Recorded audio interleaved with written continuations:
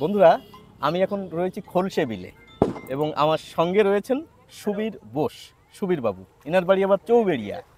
তো এই খোলসে বিলে চলতে চলতে খোলসে বিলের একটু রূপটা আপনাদের দেখাই, আর এর দুই একটি কথাও আপনাদের বলি।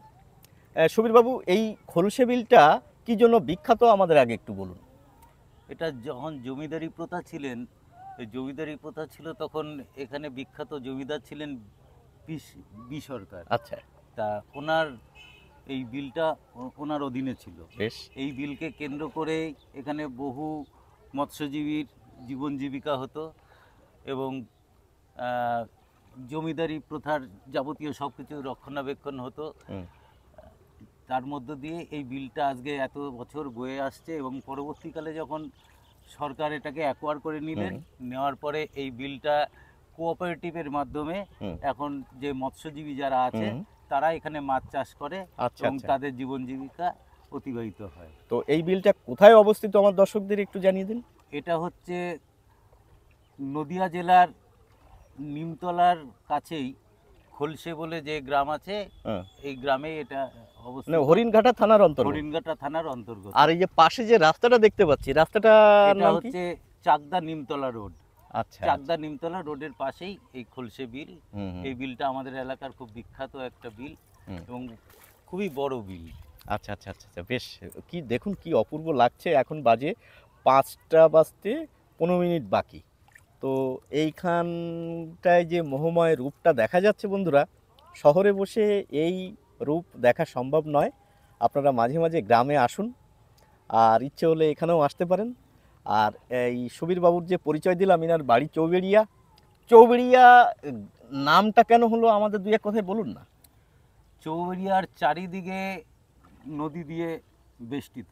আচ্ছা, আপনি চৌবেড়িয়ায় ঢুকতে হলে আপনাকে ব্রিজ পার করে ঢুকতে হবে এবং চৌবেড়িয়া থেকে উত্তর দক্ষিণ পূর্ব পশ্চিম যেদিক দিয়েই বেরোন, কোনো না কোনো ব্রিজ বা সাঁকো পার হয়ে আপনাকে চৌবেড়িয়া গ্রাম ছাড়তে হবে। আচ্ছা আচ্ছা, সেই জন্য চৌবেড়িয়া গ্রামের নাম হয়েছে, এই নদী দিয়ে চারিদিক বেরিয়া বলে চৌবেড়িয়া গ্রামের নাম হয়েছে চৌবেড়িয়া। আচ্ছা, আর একটি কথা, চৌবেড়িয়া গ্রামে আমরা কেন আসবো?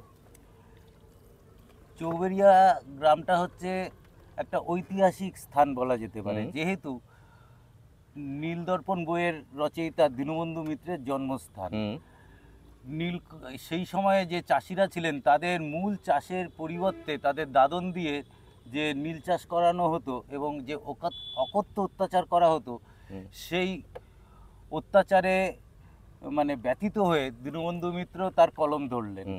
সেই কলমে উঠে আসলো নীলকর সাহেবদের চরম অত্যাচারের কাহিনী, যা ছড়িয়ে গেল ভারতবর্ষের বাইরেও ইউরোপের বিভিন্ন দেশে এবং সেখান থেকে এক বড় আলোড়নের সৃষ্টি হলো, যার মধ্য দিয়েই আর কি সমাজের পটভূমি অনেকটা পরিবর্তন হয়েছিল।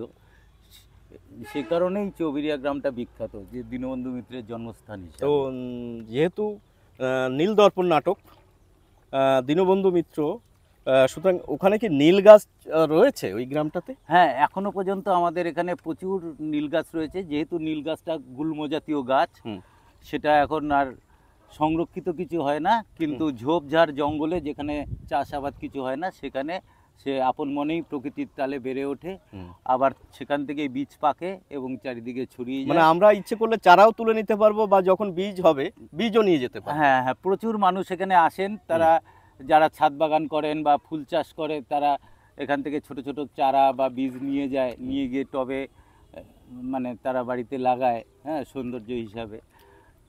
বেশ, তাহলে সুবীর বাবুর সঙ্গে নৌকা চড়তে চড়তে আমরা এই খোলসে বিলের কথা শুনলাম আর চৌবেড়িয়া গ্রাম কথা শুনলাম। বন্ধুরা, আপনাদের কেমন লাগলো অবশ্যই জানাবেন।